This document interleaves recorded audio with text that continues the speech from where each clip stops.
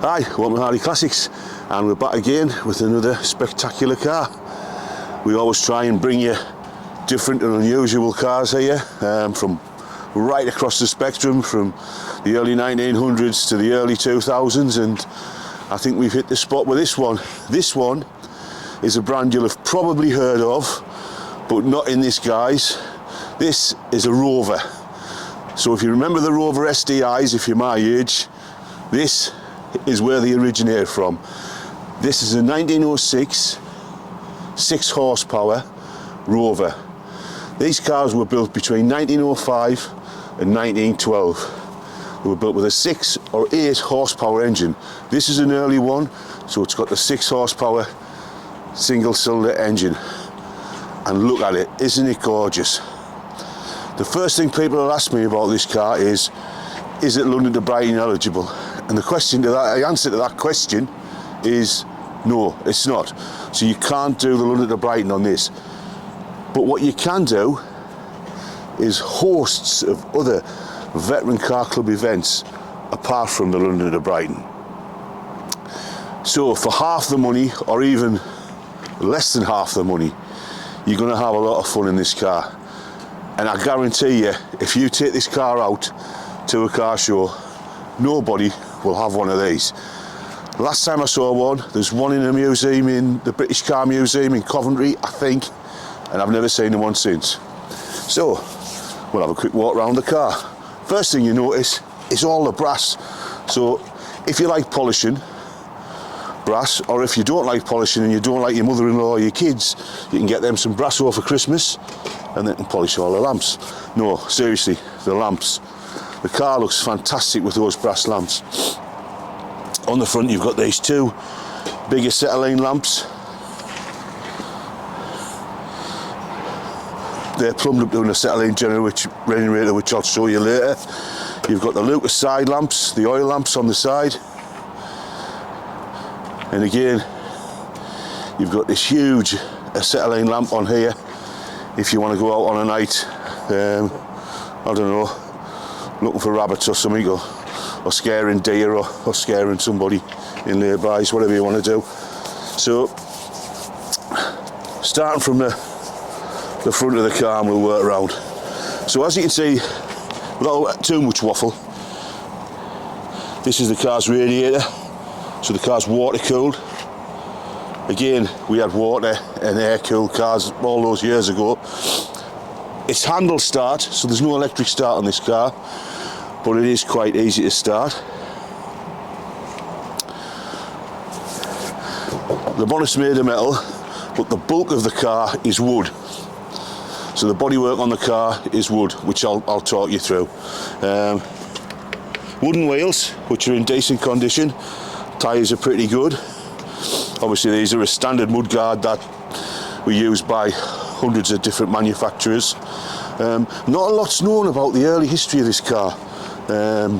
What we do know is about 40 years ago, 50 years ago, the car was exported to America. It was then renovated in America and brought back to England, and that's about as much as I know about the history of this car. There's probably somebody out there in the Rover enthusiast club or whatever knows bits and bobs about it, but me, I don't know that much about it. Basic controls on the car while we're here, we'll have a look. Again, the brass tube on here is lovely. You've got your throttle. We've got stickers on these because it's easy to put a sticker on because I've got that many cars and to remember. So you've got your hand throttle, you haven't got a foot throttle. You've got an advance and retard for your ignition. And on this side, this is your gears. So you've got what they would say in America, a 3 on the tree. So you've got 3 forwards and 1 reverse. And once you get used to it, it's pretty easy to drive.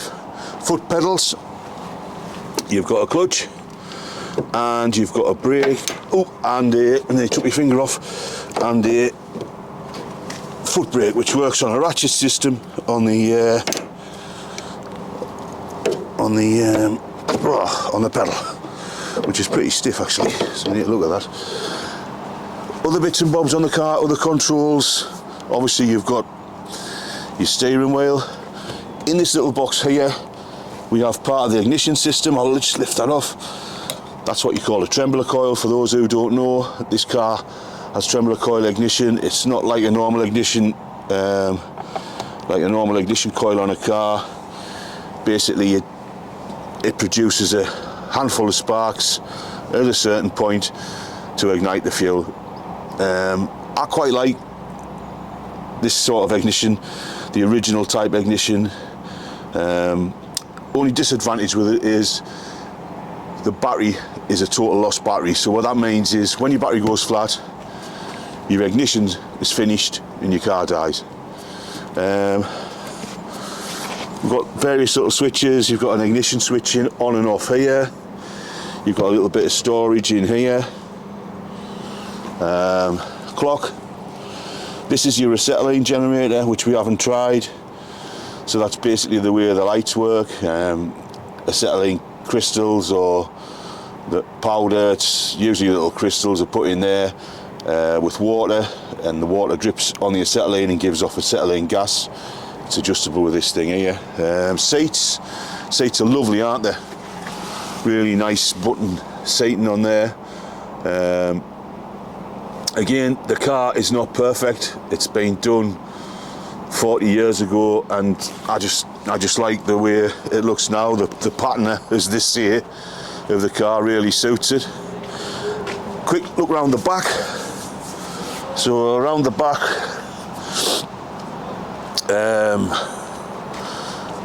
we've got this little bench or whatever you want to call it with a basket on. Now, I have seen these cars before with another 2 seats put on the back. So you could make it into a 4-seater, but I wouldn't really bother with that. We've got another lamp on there, which is lights up your number plate. And what's unusual about this car is the exhaust runs from the front to the back. So you've got a silencer on the back. Now, I don't know whether that was original to the build of the car. It looks pretty original, but what it does do, it makes the car really quiet when it's running. So it's a quiet running car. Other little feature that I want to show you is probably the smallest door that you'll ever see on a car. And there it is. That is tiny, isn't it? Look, what a tiny little door. Again, if you're handy with the old joinery work, this is the sort of thing for you. But there you have it. If you haven't got the money to go out there and buy a £250,000 Panhard and do the London to Brighton run once a year, and you want some fun on a weekend, you want to go to a car show, you want to get involved with veteran car club events, possibly this could be the one for you. It is what it is. Before I go, I want to show you quickly under the bonnet. I'll show you the engine. Like I said before, it's a little single cylinder engine.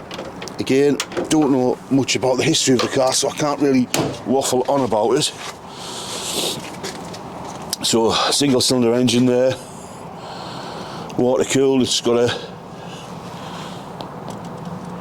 water pump fitted, which is pretty rare on cars of this age. Usually run on a little siphonic system. I think this is a new casting. Looking at it, it's had a new cylinder casting made at some point. Single cylinder carburetor, obviously, and it runs really sweet. Obviously, when it was restored, somebody's done some work on the engine as well, but I can't really comment on that because I don't know. So we're going to get this car started. We're going to go in the garage and rescue Mark, and he's going to come out here and see if he can get it started. So I'll go over and get him. Come on then. Right, so there's quite a little procedure before you start, and it's not like starting a normal car, like, you know, you just get in and turn the key and then I say, oh, it beats the key.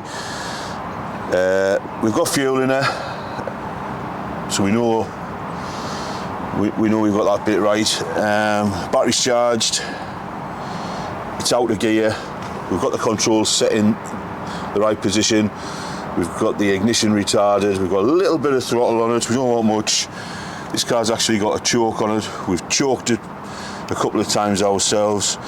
So we've got the ignition switched off, Mark's going to prime it, so he's going to turn it a couple of times just to find out to get the engine somewhere near where he wants to be pulling the handle, and then we'll see if she starts.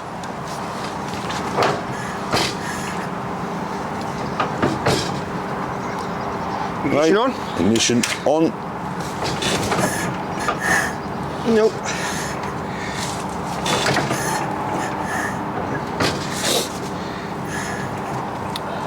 Not quite as easy as an electric start.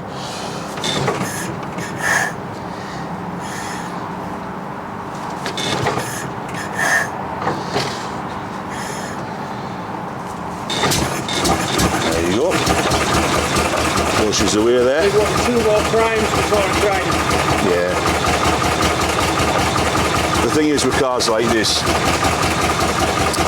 unless you're driving them every weekend, and it's the only one you've got, you really need to get to know the ins and outs of the car, and every car is different. Some cars start just by looking at the handle, and other cars you have to prime them, choke them, mess on with the ignition or whatever. But there you go, she's running, it's nice and smooth. I'll just show you under the bonnet quickly. Lift that up. Yeah, there's a little engine.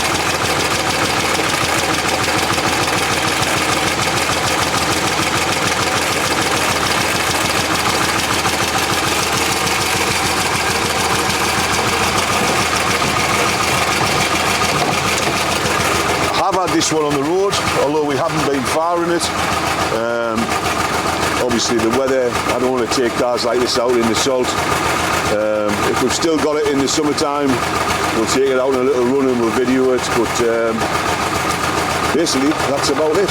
So there you have it, 1906 Rover. If you want something to go to the shows in that nobody else has got, come and buy this from Harley Classics.